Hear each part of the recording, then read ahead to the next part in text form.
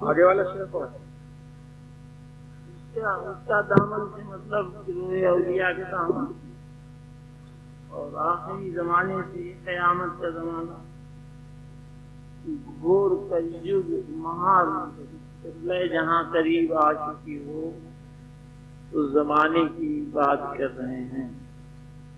مہا قبلہ قیامت کا زمانہ جب قریب آ چکا ہو اور آدمی اس سے نزدیک تر بڑھتا جا رہا ہو، اس زمانے کی بات کر رہے ہیں۔ ایک زمانہ وہ ہے کہ ہر چیز سیدھی بہتی ہے، جو اس کا رخ ہے اس طرف بہ رہی ہے، جو اس کا ڈائریکشن ہے اس طرف جا رہی ہے۔ اور جب قیامت کا زمانہ شروع ہوتا ہے، 99 دفعہ دنیا بنی، 100ویں دفعہ یہ بن کے موجود ہے۔ 99 دفعہ دنیا بنی۔ حضرت ابن عربی نے بتایا کہ یہ سما آدم ہے، جس زمانے سے گزر رہے ہو، اور ارتقاء کی طرف بڑھ رہی ہے، ایوولوشن کی طرف لگا۔ ایک کی گنتی سے ایوولوشن شروع ہوا تھا اور 100ویں گنتی پر ہے اس وقت۔ ہم لوگ جس آدم کے زمانے سے گزر رہے ہیں، جو روحیں پہلے دن آئی تھی، پہلی دنیا جب بنی تھی آئی تھی، وہی لوٹ رہی ہیں۔ آواگمن کے بارے میں سوچنا اس طرح درست، اور یہ سوچ لینا کہ آج یہاں پیدا ہو گئے کل وہاں پیدا ہو گئے، یہ نادرست۔ اس لیے نادرست ہے کہ آدمی کی ایک پیدائش کے ساتھ ایک لمبا سفر جڑا رہتا ہے، اور اس کے لیے ہر طرح کا انتظام پیدائش سے موت تک کا لکھا پڑھی میں موجود رہے گا۔ آج یہاں پیدا ہو گئے کل وہاں پیدا ہو گئے، نہیں، یہ کھیل ہے نہ تماشا ہے۔ ہر پیدائش کے ساتھ ایک مقصد ہے، ہر پیدائش کے ساتھ اس کا ایک آبجیکٹ ہے، اس کے لیے ایک نہایت گہری سوچ موجود ہے۔ زمین پہ اس کے لیے فنکشنز موجود ہیں، زمین پہ اس کے لیے آسمانی انتظام موجود ہیں، ہر گھر میں پیدا ہونے والے کے لیے تمام ستاروں کے اثرات جڑتے ہیں، جن دنیا سے، آسمان کی دنیا سے سفر کرتا ہوا زمین تک آتا ہے، ان دنیا کے اثرات اس کے اندر موجود رہتے ہیں۔ اسی کو کہتے ہیں ستاروں کا اثر ڈالنا۔ اسی طرح اس کی خمیر بنتی ہے، اسی طرح سے اس کا مزاج بنتا ہے۔ کوئی چاند میں بہت دن تک رہا تو اس کی روح رہی تو اس کے اثرات اتر آئے، کوئی سورج میں بہت دن رہا اس کے اثرات اتر آئے، کوئی منگل میں بہت دن رہا اس کے اثرات اتر آئے۔ اسی طرح سے تمام گھیرے بنتے ہیں اس کے ساتھ۔ جن ستاروں سے ہوتی ہوئی روح اس کی زمین تک اترتی ہے، اس کے گھیرے ساتھ موجود ہوتے ہیں، اور یہ گھیرے اگر نہ ہوتے تو جوتشی قطعی نہ دیکھ سکتے کہ کون سا ستارہ اثردار رہا، پیدا ہوتے وقت کون سے ستارے کون سے گھر میں موجود۔ تو ایک لمبے سفر کا کام ہے۔ نہایت بڑی بیوقوفی ہے یہ سوچ لینا کہ آج آپ اس گھر میں پیدا ہوئے، مرنے کے بعد فوراً دوسرے گھر میں پیدا ہو گئے۔ کبھی کبھی جو ثبوت بیوقوف لوگ دیتے رہے ہیں وہ صرف بھوت ہوتے ہیں، جو کسی کے ساتھ جڑ کے نکل آتے ہیں، وہ بتاتے ہیں کہ ہم اس کے پہلے وہاں تھے۔ وہ بھوت بولتا۔ پیدا ہونے کا بار بار کا مقصد یہ ہے جو ہم بیان کر رہے ہیں، وہ چاہے کسی کے عقل میں آئے یا نہ آئے، اس سے ہم کو کوئی مطلب نہیں۔ ایک دنیا بنی، اس کے بعد دوسری بنی، پھر تیسری بنی، لاکھوں سال کا ایک وقت لگتا ہے ایک دنیا ختم ہونے میں اور شروع ہونے میں، تو کروڑہ اربہ سال اور کھربہ سال کی داستانیں ہیں اس پوری کائنات کے ساتھ۔ وہی روحیں بار بار آتی رہی ہیں اور آپس میں ملتی رہی ہیں مختلف شکلوں میں، کسی طرح اور کسی طرح اور کسی طرح، اور یہ گروہ اولیاء ہمیشہ اسی طرح سے آتا رہا۔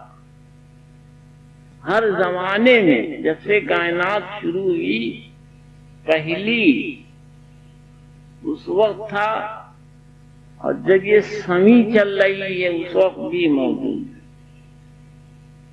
حضرت آدم علیہ السلام سے جڑی ہوئی نعمت ہے نعمت باطن، باطن کی نعمت شروع سے تھی، اور جب تک کائناتیں بنتی رہیں گی تب تک رہے گی، کبھی ختم نہیں ہوگی۔ اس کے ماننے والے وہی لوگ ہوتے ہیں جو باطن کی طرف دھیان دے لیتے ہیں یا جڑ جاتے ہیں، جن کے اندر پیاس موجود ہوتی ہے باطن سے جڑنے کی۔ حالانکہ ہر ایک کے ساتھ باطن ورثے میں موجود ہے، وراثت کے طور پہ موجود رہتا ہے۔ وہ چاہے کسی ہریجن کے گھر پیدا ہوا ہو یا کسی اونچی قوم کے گھر پیدا ہوا ہو، چاہے انگریز کے گھر پیدا ہوا ہو یا کسی چین والے کے گھر پیدا ہوا ہو، ہر ایک کے ساتھ وراثت میں باطن موجود ہے، اس لیے کہ وہ نسل آدم ہے، حضرت آدم علیہ السلام کی اولاد ہے۔ فرما رہے ہیں کہ دوڑ جاؤ، جلدی سے دامن پکڑ لے۔ غور کیجئے کہ اس دوڑ جانے میں بھی کوئی بات ہے حضرت رومی کے فرمانے۔ اگر تم دوڑ کے نہ پہنچ گئے اور سوچتے رہے کہ جائیں کہ نہ جائیں تو وقت اسی سوچنے میں ختم ہو جائے گا، اور تم سوچتے رہ جاؤ گے، اور نہ تمہارا گھر تمہیں چھوڑ پائے گا اور نہ تمہارا باہری حصے کا جڑاؤ تمہیں چھوڑ پائے گا، اور تم نہیں پہنچ پاؤ گے اپنے اس وراثت تک جو تم کو حضرت آدم علیہ السلام سے پہنچا ہے۔ حضرت آدم جو تمہارے باپ، ان سے پہنچا ہے تم تک۔ کیا چیز پہنچی ہے؟ باطن۔ باطن کے معنی غیب، غیب کے معنی وہ دنیا جو تمہیں ان آنکھوں سے نظر نہیں آتی، ملکوت کی دنیا، جبروت کی دنیا، لاہوت کی دنیا، ہاہوت کی دنیا، جنہیں تم ان آنکھوں سے کبھی نہیں دیکھ پاتا۔ تمہیں تمہاری لاچاریاں روکتی ہیں، تمہیں تمہاری مجبوریاں روکتی ہیں، تمہیں تمہارا گھر روکتا ہے، کوئی عورت ہے تو اس کا آدمی روکتا ہے، کوئی آدمی ہے تو اس کی عورت روکتی ہے، کسی کو اس کا کھیت روکتا ہے، کسی کو اس کی دکان روکتی ہے، کسی کو اس کی نوکری روکتی ہے، کسی کو اس کا پیٹ روکتا ہے۔ بہرحال یہ تمام چیزیں اس طرح بکھری ہوئی ہیں کہ بہت کم لوگ باطن کی طرف دھیان دے پاتے، جو دھیان دینے کا حق ہے، جس طرح دھیان دینا چاہیے۔ حضرت فضیل بن عیاض ڈاکو مشہور تھے، بہت زبردست، تسبیح مصلی بھی بغل میں دبائے رہتے تھے، یا نماز پڑھتے تھے، تسبیح پڑھتے تھے۔ ڈاکہ ڈالنے میں مشہور گروہ تھا ان سے جڑا ہوا، اس کے یہ ہیڈ تھے، سردار تھے۔ بہت دھیان سے سنیے گا، بہت کام کی بات بتا رہا ہوں۔ ایک ظاہری حصہ جڑا ہوا تھا ان سے، ایک ظاہری حصہ جڑا تھا مذہب کا، لیکن وہ کچھ کام نہ آیا، اس لیے کہ ان کی ڈکیتی اسی طرح سے جاری رہی جیسے آج کے زمانے میں حج کرنے والا اسمگلر ہے۔ مذہبی طور پہ کوئی یہ چیز کام نہیں آتی کہ باطن آ جائے، چاہے جس کا جو مذہب ہو، ہر مذہب کا یہی حال۔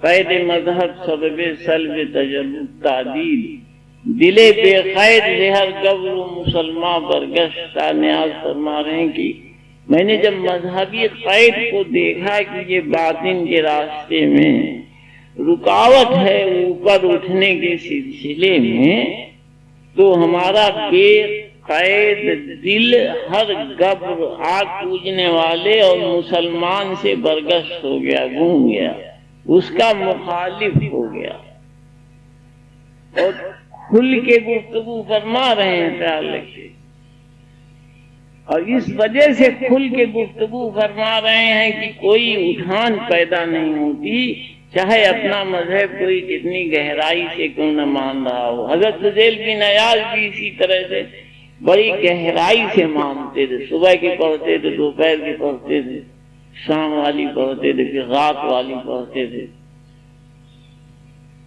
تسبیح ہاتھ میں رکھتے تھے، لیکن فرق نہیں آ رہا تھا، جس طرح کی زندگی جی رہے تھے اس میں کوئی فرق نہیں آ رہا۔ اس طرح سے سیٹ ساہوکار کتنے بڑے بڑے بلیک مارکیٹر ہیں، چاہے کسی سنت مہاتما کے یہاں جائیں، لیکن ان کے مزاج میں کوئی فرق نہیں آتا، جس طرح سے خون چوسیں گے، جس طرح سے مکاری کریں گے، جس طرح سے دھوکہ دیں گے، اس میں کوئی فرق نہیں۔ اس لیے کہ پروچن سننے یا تقریر سننے یا اسپیچ سننے سے بلا باطن کے باطن نہیں بنتا۔ اگر باطن نہ بنایا جا رہا ہو تو نہ یہ تقریر کام آتی ہے، نہ اسپیچ کام آتی۔ چاہے قرآن کی کتنی آیتیں پڑھیں، گیتا پڑھیں، رامائن پڑھیں، لیکن باطن پہ اس کا اثر نہیں پڑتا۔ صاف دیکھنے میں یہی آتا، اس میں کسی ہیل حجت کی کوئی گنجائش نہیں ہے، اور اگر کوئی ہیل حجت کرتا ہو تو ہم اس کو کسی طرح سے بھی ماننے کے لیے نہیں تیار، اس لیے کہ جن چیزوں کو ہم کھلی آنکھ سے دیکھ رہے ہوں، ثبوت کے ساتھ دیکھ رہے ہوں، اس میں کسی طرح کی حجت کی کوئی گنجائش۔ حضرت فضیل بن عیاض اتنی زبردست صوفی درویش ہیں کہ چشتی سلسلے کی ریڑھ کی ہڈیوں میں شمار ہوتے ہیں۔ اب یہ وجہ کیا ہے؟ ان کے ساتھ عشق موجود تھا ان کی شروع زندگی سے، شہر میں کہیں عشق تھا ان کا، جتنا کچھ لوٹ مار سے ملتا تھا وہ سب انہیں دے آتا۔ ظاہری حالت ہے، لیکن آپ دیکھیں کہ کس انداز سے باطن ساتھ سفر کر رہا ہے، جڑا ہوا عشق باطن ہے، یہ خیال رکھے، کس انداز سے جڑا ہوا سفر کر رہا ہے، جس کی طرف وہ قطعی بے خبر ہیں۔ انہیں یہ نہیں معلوم ہے کہ یہ باطن کیا رنگ لائے گا ان کی زندگی میں ایک دن۔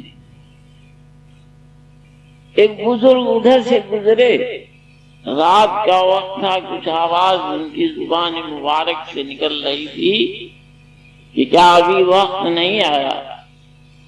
آیت ہے یہ قرآن پاک کی، وہ بہت بلند آواز سے پڑھتے ہوئے قرات کے ساتھ، بہت عمدہ خوش الہانی کے ساتھ یہ آیت تلاوت کرتے ہوئے اس جنگل سے گزر رہے تھے، اور بڑی بھلی آواز تھی کہ کیا ابھی وقت نہیں آیا کہ لوگوں کے دل خدا کے خوف سے لرزیں۔ یہ کان میں جانا تھا کہ ایک دم سے چیخ کے بھگے، اور چیختے ہوئے بھگے کہ وقت آ گیا ہے، وقت آ گیا ہے، اور بڑی دور تک چلاتے ہوئے نکل گئے۔ وہ گویا غیب سے کوئی اترا ہوا آدمی تھا کہ اب وقت آ چکا ہے کہ تمہیں ابھی ظاہر سے باطن کی طرف گھما دیا جائے، اس لیے کہ تم گھومنے کے لائق، اس لیے کہ تمہارے ساتھ عشق جڑا ہوا ہے۔ خدا چاؤں چاؤں ہی موجود ہے، خالی دکان ہی موجود ہے، دنیا کی طرف تمہاری خواہش ہی موجود ہے، تمہارے ساتھ صرف ڈکیتی موجود ہے، تمہارے ساتھ تمہارا ظلم موجود ہے، اس کے ساتھ اس کے اندر ایک بڑی نعمت چھپی ہوئی موجود۔ تو حضرت فضیل بن عیاض دوڑ گئے۔ حضرت رومی فرما رہے ہیں کہ بھئی دوڑ جاؤ یار۔ تو حضرت فضیل بن عیاض کی زندگی میں سچمچ یہ واقعہ پیش آیا کہ دوڑ گئے۔ فضیل بن عیاض چشتی سلسلے کے پیروں میں ایک ریڑھ کی ہڈی شمار ہوتی، ریڑھ شمار، جیسے بہت سے اور لوگ، اسی طرح سے آپ کا بھی شمار ہو۔ تو دوڑ گئے، دوڑ کر کے اپنے پیر کے پاس پہنچ گیا، جن کو کبھی انہوں نے سوچ رکھا ہوگا کہ یہ بزرگ اچھے ہیں یا فقیر اچھے ہیں، ان کی خدمت میں پہنچ گئے، وہاں سے ان سے بیعت کر لی، ان کے ہاتھ اپنے کو بیچ دیا، اور پھر انہوں نے جس طرح سے کہا اس طرح سے رہے۔ اس میں پھر کسی اف اور بٹ کی گنجائش نہیں نکلی، مردے کی طرح۔ فضیل بن عیاض ڈاکو ہیں، یقیناً پہلوان ہوں گے، بہت طاقت بہت ہوگی، دل دماغ بہت مضبوط ہوگا۔ کسی معمولی واقعے کا یا کسی درمیانی واقعے کا یا کسی بڑے سے بڑے واقعے کا کوئی اثر نہ دل پہ آتا ہوگا نہ دماغ پہ آتا ہوگا۔ جیسے ایک فوج کا سپہ سالار ایلچی نے کہا، حضرت عمر کے پاس جب آیا تھا تو کہا کہ میں نے شیر نر دیکھیں اور ان کے سامنے کبھی کوئی مجھ میں تبدیلی نہ پیدا ہوئی، میں نے تمام جنگیں دیکھیں اور اس حالت میں میرے اوپر کوئی اثر نہ پیدا ہو۔ حضرت عمر سے کے قریب جب تھوڑی دور رہ گیا، جب اس کے جسم میں لرزہ آ گیا اور پورا جسم کانپنے لگا، تو نہایت حیران ہو کے سوچتا رہا کہ یہ ماجرا کیا ہے۔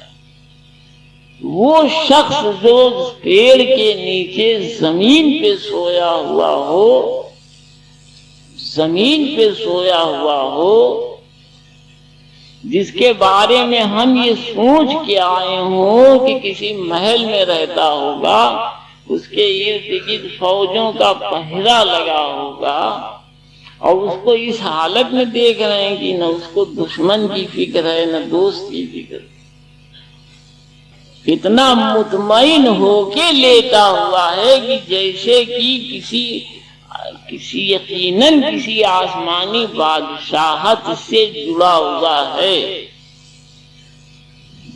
یعنی مردے کی حالت میں لیتا ہوا، اس کو کوئی فکر نہیں، مردے کی حالت میں لیتا ہوا، کچھ نہیں سوچ رہا، جو موجود ہے اس کے بارے میں نہیں سوچ رہا، جو کچھ پیش آئے گا اس کے بارے میں بھی نہیں سوچ رہا۔ تو اس مردے کی حالت میں وہ ہر ڈر، خوف اور رنج سے باہر ہے، نہ اسے ڈر ہے نہ خوف ہے نہ رنج۔ کہ ایک مردے کی حالت پہلے ہم بیان کر چکے، آپ لوگوں کی عقل میں کچھ نہ ٹھہرا ہو۔ دوسری حالت ارے ہوگا بھیا اٹھا کے، ارے دے دیجئے اٹھا کے، بس کچھ کہنے کی نہیں ضرورت ہے، اٹھا کے دے دیجیے بس، کیا ہے؟ تو وہ مردے کی حالت ہے کہ نہ وہ اس کو اس وقت جو کچھ ہے اس کی فکر ہے، نہ آگے آنے والی باتوں کی فکر ہے، اس لیے مطمئن لیتا ہوا ہے نہایت آرام سے۔